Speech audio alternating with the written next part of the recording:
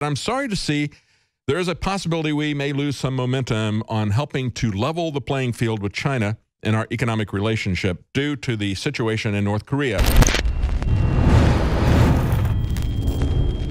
We have some hopeful news. U.S., South Korea, and Japan are hopefully going to be convening trilateral talks on North Korea. This was an announcement made by the South Korean Ministry of Defense. Meanwhile, North Korea is still warning that thermonuclear war may break out any moment. The Chinese spokesperson is saying that this is maybe pouring oil on the fire, so we'll just have to see what is going on with that. But there's also an economic aspect of this, and of course, this is a reversal that Donald Trump has done, saying that there's no currency manipulation going on by China. Understand, currency manipulation is just one of the things that China has done to attack America's economy. We have the Chamber of Commerce and Pat Buchanan pointing this out. Two people who are two groups, a group and a person who are not usually on the same side of this issue. The Chamber of Commerce says that Trump needs to use every arrow in his quiver against the unfair advantages that China has. And what are these arrows that are in their quiver? What is the China price that allows them to produce things at 30 to 50% cheaper than we can here in America? Well, they have obviously lower labor prices. They have low wages. They have no safety for their employees. They protect their own markets very vigorously. Here you have the Chinese President Xi coming out and saying, we got to have open free trade. Just like Henry Kissinger told me, he taught us all of this, how to do this, right? We have to have free trade, and yet they are the ones who are the most rigorous about protectionism. The same people that are preaching that we have to open our markets, we have to open our gates to their goods. They're going to protect their internal markets. They also pirate copyrights. That's a key part of the China price. And of course, there's no restriction on environmental regulations.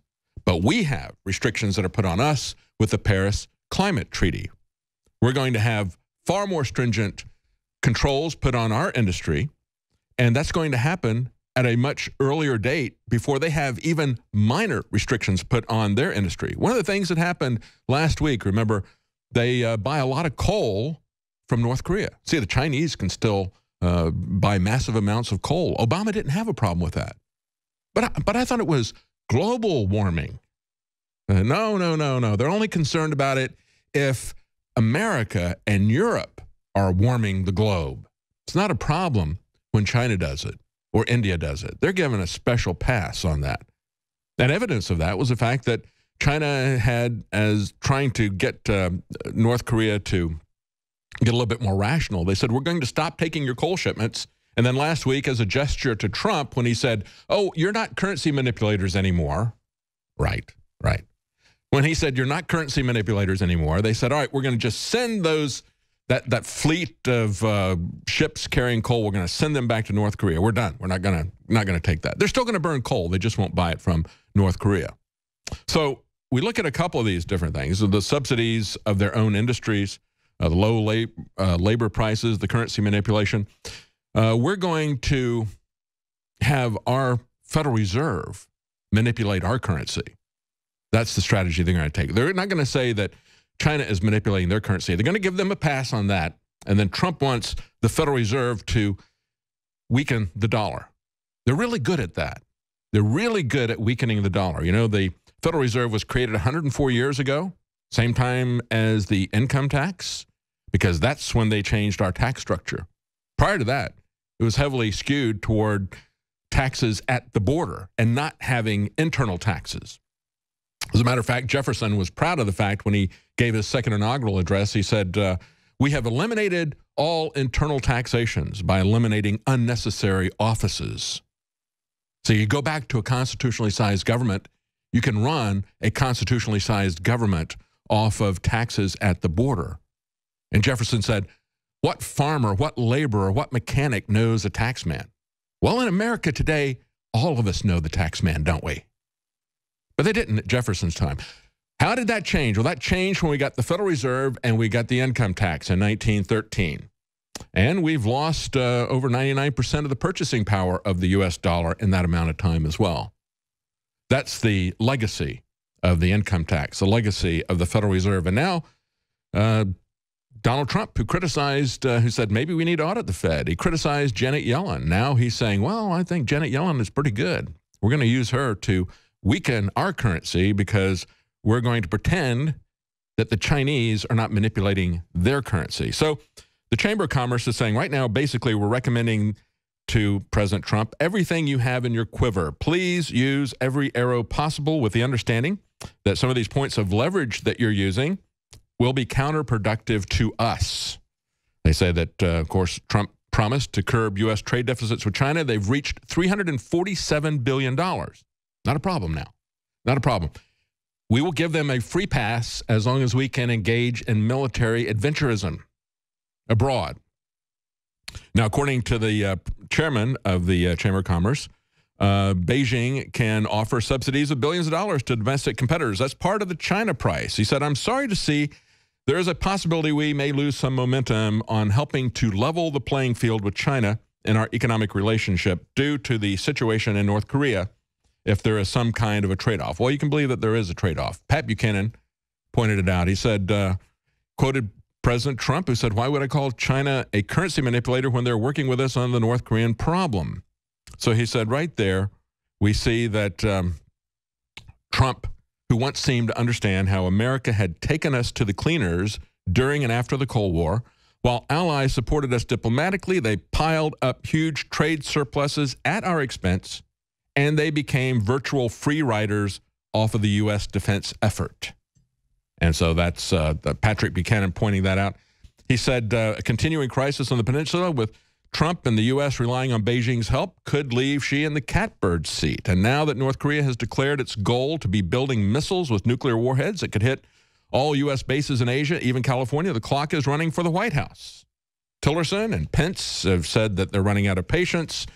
But the question is this, how did we get to this point?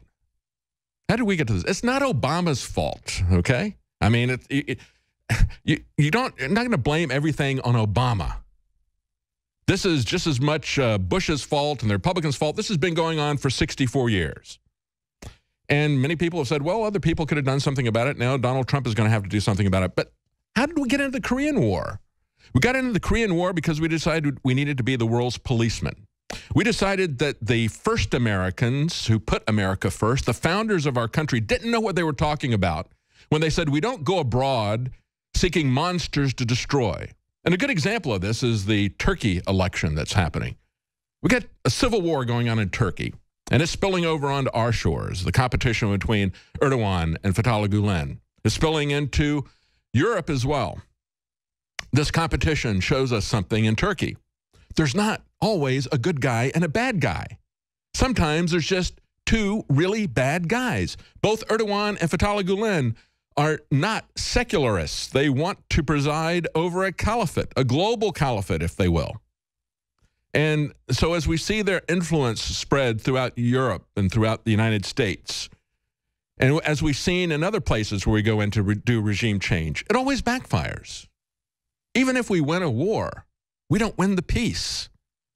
This whole thing about acting as a world's policeman is doomed to failure. Now, when they said that we don't go abroad seeking monsters to destroy, they were talking about getting involved in European wars. We saw what happened with World War I. That was an unnecessary war for us to get involved in.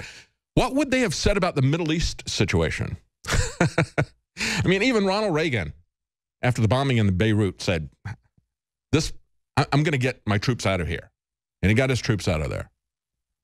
But we continue to go in, even though we see these regime changes like we had in Libya, create a much worse problem. As Pat Buchanan said, why 64 years after the Korean War, a quarter century after the Cold War, are we still obliged to go to war to defend South Korea from a north with 1/2 of the South Korean population and with 3% of its gross domestic product? Well, I'll tell you why. I'll tell you why, Pat. It's because we have put ourselves out there as a protector. So it's now no longer an issue between North and South Korea. They're coming after us. We're the target now because we have said we're going to shut down all the monsters everywhere. We know exactly what we're doing. No, we don't.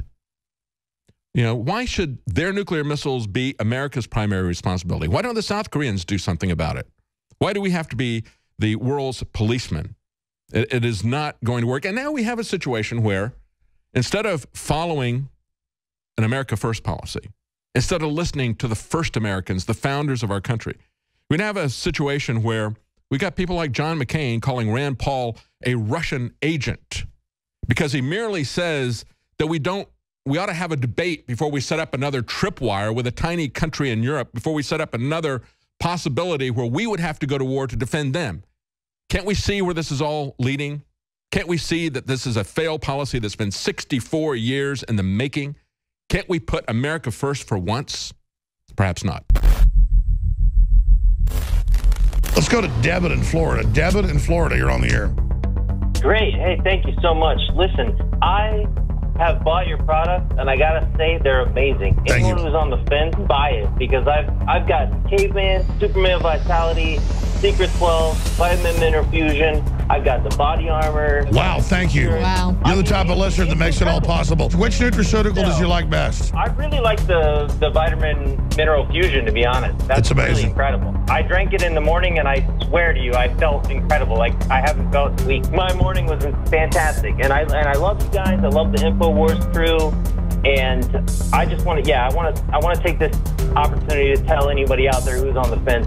Just buy it. You will love it. I'm telling you, I've never bought a bad product. What you find in our news is the same thing you find in our products at InfoWarsLife.com. It's a win-win. InfoWarsLife.com.